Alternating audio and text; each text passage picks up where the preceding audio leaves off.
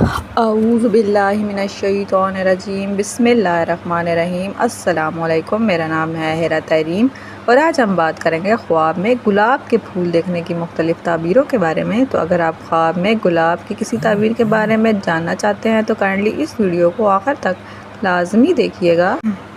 آئیے تو شروع کرتے ہیں۔ خواب میں گلاب کا پھول دیکھنا کیسا ہے؟ خواب میں دکھائی دینے والا گلاب کے پھول سے مراد روپیہ یا بیٹا ہے۔ بعض دفعہ خواب میں دیکھا گیا گلاب کا پھول سفر پر گئے ہوئے آدمی کی واپسی یا کسی کا خط موصول ہونے کا بھی پتہ دیتا ہے۔ خواب میں گلاب کا پھول دیکھنا عورت کی مفارقت، بیٹے کی موت، بے فائدہ تجارت یا عارضی خوشی کی بھی علامت ہے۔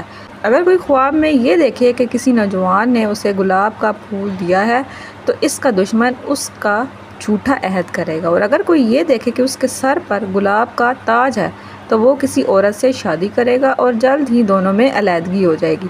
اگر یہی خواب عورت دیکھے تو وہ ایسے مرد سے شادی کرے گی جو اسے جلد ہی چھوڑ دے گا۔